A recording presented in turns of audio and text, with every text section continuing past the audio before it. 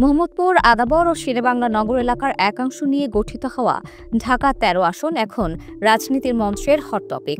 এতদিন গুঞ্জন ছিল এই আসনটি বাংলাদেশ খিলাফত মজলিসের মহাসচিব মাওলানা মামুনুল হককে ছেড়ে দেবে বিএনপি। অথচ এখন শোনা যাচ্ছে এই আসনটি জোট সঙ্গী এনডিএমকে দেওয়ার সিদ্ধান্ত নিয়েছেন বিএনপির ভারপ্রাপ্ত চেয়ারপারসন তারেক রহমান। অর্থাৎ ঢাকা ১৩ আসনে ধানের শীষ নিয়ে নির্বাচন করবেন এনডিএম এর চেয়ারম্যান ববি হাজ্জাজ। অথচ এই আসনে মামুনুল হক ছাড়াও বিএনপির মনোনয়ন প্রত্যাশী ছিলেন দলটির হেভিওয়েট ৩ নেতা আব্দুস সালাম, মোয়াজ্জেম হোসেন আলাল ও আতাউর রহমান ঢালী। ববি হাজ্জাজের বাবা বিপুল আলোচিত একজন মানুষ প্রিন্স মুসা বিন শমশের। ববি হাজ্জাজ ঢাকার ম্যাপল লিফ ইন্টারন্যাশনাল স্কুল থেকে শেষ করেন প্রাথমিক শিক্ষা। এরপর যুক্তরাষ্ট্রের টেক্সাস বিশ্ববিদ্যালয় থেকে রাষ্ট্রবিজ্ঞানে স্নাতক ডিগ্রি অর্জন করেন। পরবর্তীতে যুক্তরাজ্যের অক্সফোর্ড বিশ্ববিদ্যালয় থেকে MBA করেন তিনি। দেশে ফিরে তিনি নর্থ সাউথ বিশ্ববিদ্যালয়ে শিক্ষকতাও করেন। বিদেশি শিক্ষা নিয়ে দেশে এসে জড়িয়ে যান জাতীয় রাজনীতিতে। তার ইতিবাচক দিক হল উচ্চশিক্ষা, তরুণ প্রজন্মের কাছে গ্রহণযোগ্যতা এবং আন্তর্জাতিক পরিমণ্ডলে পরিচিতি। ২০১৮ সালের সংসদ নির্বাচনে ঢাকা ৬ আসনে প্রার্থী হতে মনোনয়নপত্র সংগ্রহ করেছিলেন ববি হাজ্জাজ। আগামী নির্বাচনেও বিএনপি তাকে এই আসন ছেড়ে দেবে বলে আশা করছিলেন।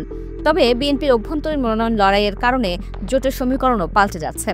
বিভিন্ন গণমাধ্যমের সংবাদ অনুযায়ী ববি হাজ্জাজকে ঢাকা ১৩ আসনে নির্বাচনের প্রস্তুতি নিতে বলেছে বিএনপির হাইকমান্ড। জানা গেছে, আগামী নির্বাচনে ৩টা আসনের দিকে নজর রাখছেন মাওলানা মামুনুল হক। একটা হলো ঢাকার মোহাম্মদপুরে অর্থাৎ ঢাকা ১৩, যেখানে তার অবস্থান। আরেকটা হলো মামুনুল হকের জন্মস্থান লালবাগ অর্থাৎ ঢাকা ৭, আর ঢাকার বাইরে বাগেরহাট ১ আসন, যেখানে মামুনুল হকের নানার বাড়ি, যেখানে তার পারিবারিক নিবিড় যোগাযোগ ও সম্পর্ক আছে। তবে শেষ পর্যন্ত ঢাকা ১৩ অর্থাৎ মোহাম্মদপুর থেকেই নির্বাচন করতে পারেন মামুনুল হক, কারণ এখানে তার বেশ শক্ত জনসমর্থন ও লোকবল আছে।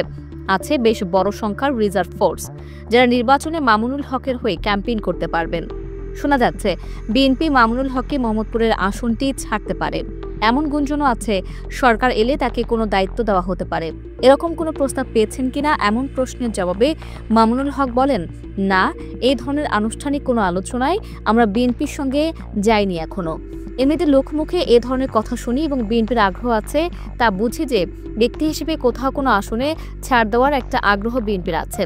এটা বিভিন্ন আলামতে বুঝি, তবে আনুষ্ঠানিক কোনো আলোচনা হয়নি।